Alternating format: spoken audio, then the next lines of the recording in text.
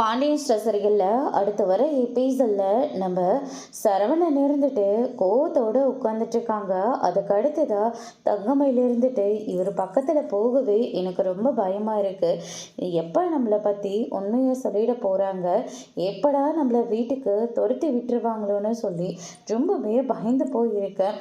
அதனால் இவர் பக்கத்துலேயே நம்ம போகவே கூடாது அப்படின்னு சொல்லிட்டு தங்கமையில் இருந்துட்டு வேலை இருக்கு மாமா, நீங்கள் முதல்ல கடைக்கு போங்க, நான் அப்புறமா வரேன்னு சொல்லிட்டு சமாளிக்கிறாங்க.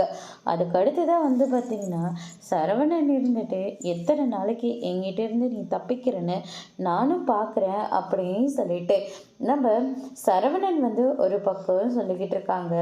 அதுக்கு அடுத்துதான் இந்த சைடு பார்த்தீங்கன்னா பாண்டியன் ரொம்பவே வருத்தத்தோடு இருக்காரு. என்னாச்சுங்க, கடைக்கு போகலையா? கடைக்கு போகவே பிடிக்கவே இல்லை, ஒவ்வொரு வேலையாக குறைஞ்சி அதிகரிச்சுக்கிட்டே இருக்கு. இப்போ பழனி பார்த்த எல்லா வேலையும் இப்போ நம்மளும் பண்ண வேண்டியதாக இருக்குது. அதனால் என்ன பண்ணுறதுன்னு எனக்கும் ஒன்றும் புரியல அப்படின்னு சொல்லிட்டு பாண்டியன் ரொம்பவே ஃபீல் பண்ணிகிட்ருக்காங்க.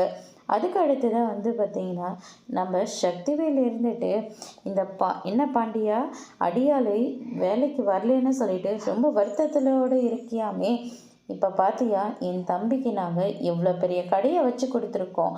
இத்தனை வருஷமாக என் தம்பி உங்ககிட்ட இருந்தானே, அவனுக்கு நீங்கள் என்ன பண்ணீங்க? துரோகின்னு ஒரு பட்டத்தை தான் நீங்கள் கொடுத்தீங்க. எங்கள் தம்பிக்கு எங்களால் மட்டும்தான் எல்லா நல்லதும் நடக்கும் அப்படின்ற மாதிரி சொல்லிடுறாங்க. அதோடு முடிச்சிருக்காங்க.